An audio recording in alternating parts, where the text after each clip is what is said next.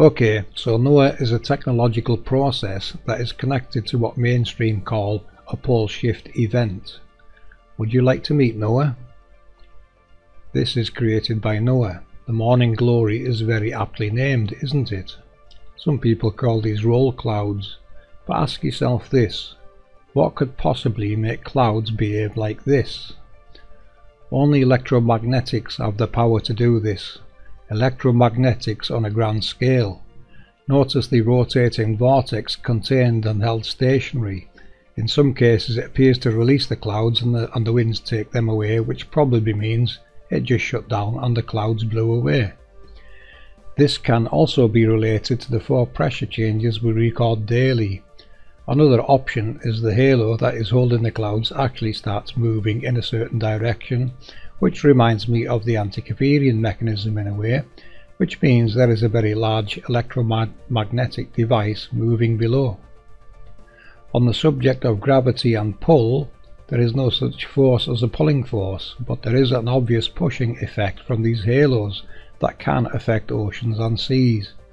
You would only need to increase the power into the halo to increase the pressure.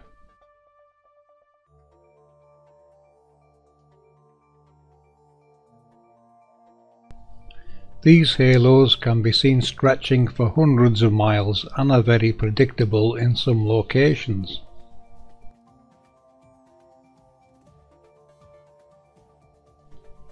Isn't this truly amazing, people? Look at that.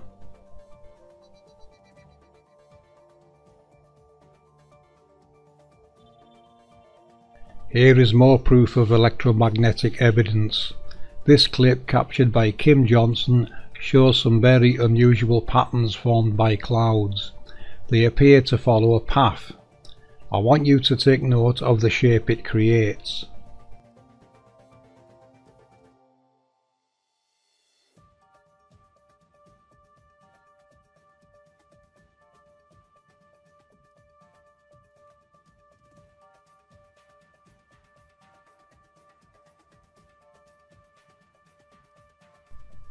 That path can be seen here in this electromagnetic data recorded by series.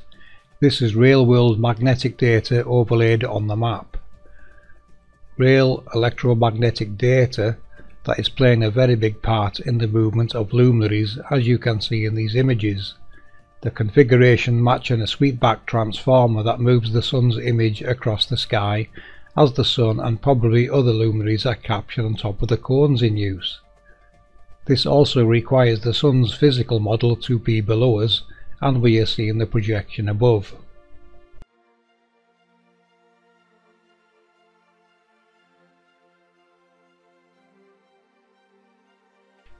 Take a good look, people, and memorize these shapes, as you will notice them in the heavens.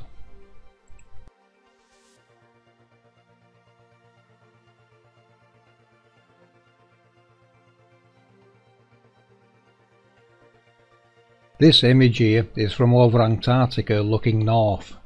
See how the magnetic data always appears to be in sets of 3. The locations they connect having a very big part in causing quakes and following luminaries as they are enabled.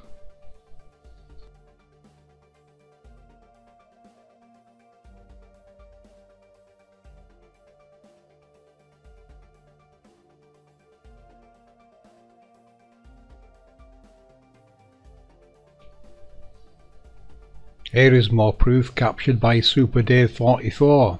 Again, clouds following an invisible path. Take note of the shapes. You will notice these more and more, and now we have an answer for them.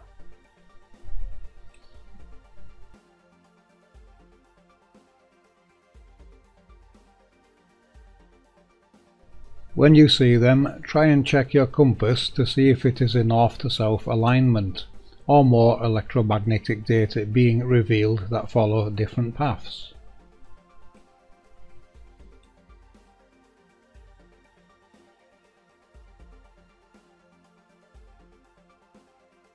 Going back to the pressure changes, for you people recording long distance flat earth proofs, consider this compression and why you sometimes see different views from the same location. Some scenes looking more compressed and some looking much clearer and thus allowing you to see further distances. We now have a cause for this compression and expansion. Various halos turning on and off, creating the pressure changes recorded daily. It condenses the atmosphere, as you can see happening in this video recorded by Sandra. Try it yourself, you will be surprised at the differences recorded from the same location and height of camera.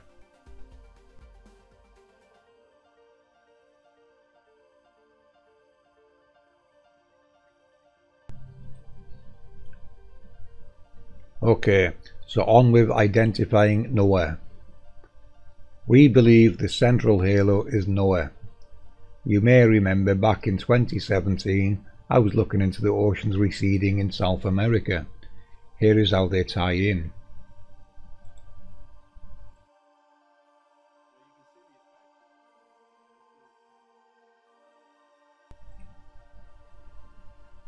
Let's check along NOAA's path. As you can see here, this halo intersects here alongside other parts of the grid. Definitely a busy area and receding oceans.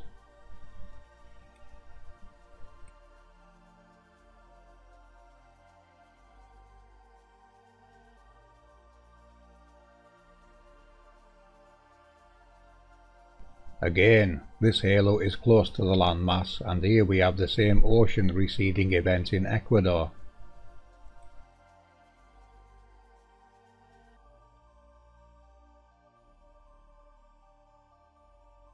Central America. All this area was affected and will continue to be so, as this halo goes right through this area. The events are not just contained to the halo's path, the lines from the grid are also electromagnetically pulsed, it seems. You can see where one of the primary 8 are in the Gulf of Mexico. They create a spiraling vortex, which is what is responsible for tornadoes and such. Florida.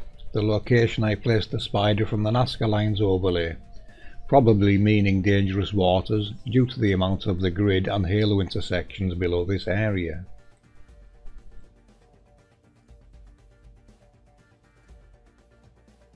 I haven't found any as yet from Spain and South Africa.